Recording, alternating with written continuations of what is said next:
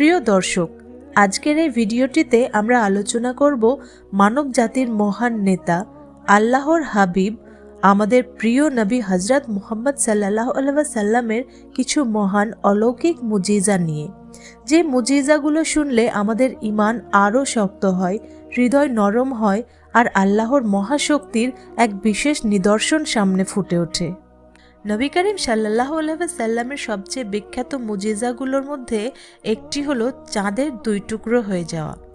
মক্কার কাফেররা নবী করিম সাল্লাল্লাহু আলাইহি ওয়াসাল্লামকে চ্যালেঞ্জ করলো, যদি তুমি সত্যিকারের নবী হও তবে আমাদের জন্য কোনো নিদর্শন দেখাও। নবী করিম সাল্লাল্লাহু আলাইহি ওয়াসাল্লাম আল্লাহর কাছে দোয়া করলেন, আর তখনই মানুষের চোখের সামনে চাঁদ দুই ভাগ হয়ে আকাশের দুই পাশে চলে গেল। আশ্চর্য হয়ে লোকেরা দেখল মাউন্ট হিরার এক পাশে চাঁদের অর্ধেক আর অন্য পাশে বাকি অর্ধেক।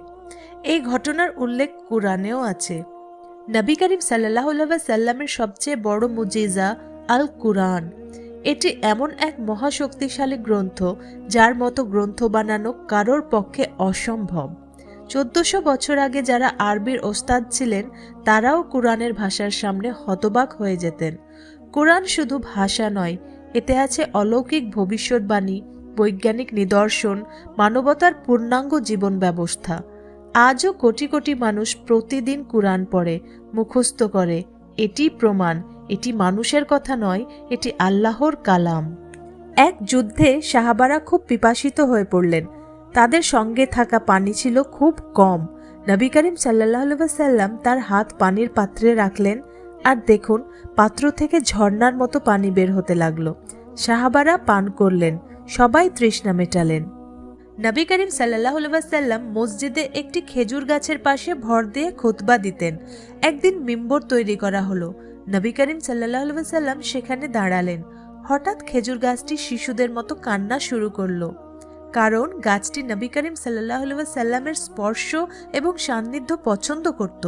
নবী করিম সাল্লাল্লাহু আলাইহি ওয়াসাল্লাম গিয়ে গাছটিকে আলিঙ্গন করলেন। তারপর সেই গাছটি শান্ত হলো।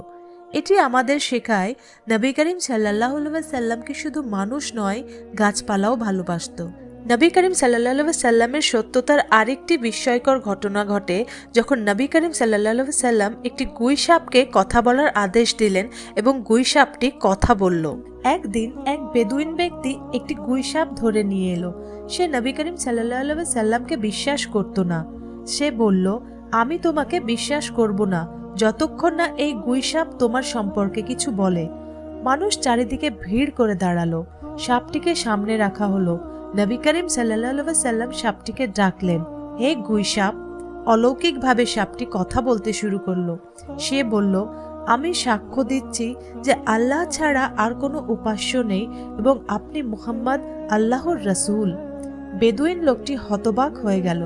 নিজ চোখে এই ঘটনা দেখে সে সঙ্গে সঙ্গে ঈমান গ্রহণ করলো। এটি ছিল এমন এক ঘটনা যা মানুষের পাশাপাশি পশু পাখিও নবী করিম সাল্লাল্লাহু আলাইহি ওয়াসাল্লামের নবুয়তকে স্বীকার করত। এর স্পষ্ট প্রমাণ। নবী করিম সাল্লাল্লাহু আলাইহি ওয়াসাল্লাম অনেক বিষয় আগে থেকেই বলে দিয়েছিলেন। মুসলিমদের বড় বড় জয়, রোমান সাম্রাজ্যের পতন, ফিতনার বিস্তার, কিয়ামতের লক্ষণ, এগুলোর অনেকগুলোই ইতিহাসে ঠিক ঠিক প্রমাণিত হয়েছে। এই সবই নবী করিম সাল্লাল্লাহু আলাইহি ওয়াসাল্লামের সত্যতার নিদর্শন। নবী মুহাম্মদ সাল্লাল্লাহু আলাইহি ওয়াসাল্লাম ছিলেন আল্লাহর সর্বশেষ রাসূল। তার প্রতিটি কথা, প্রতিটি কাজ, প্রতিটি মুজিজা মানবজাতির জন্য আলো, হেদায়েত এবং রহমত। আজকের ভিডিওটিতে আমরা কিছু মুজিজা দেখলাম, কিন্তু বাস্তবে তার জীবনে আরও অসংখ্য মুজিজা রয়েছে। যে যত বেশি জানবে ততই নবী করিম সাল্লাল্লাহু আলাইহি ওয়াসাল্লামের প্রতি ভালোবাসা বাড়বে।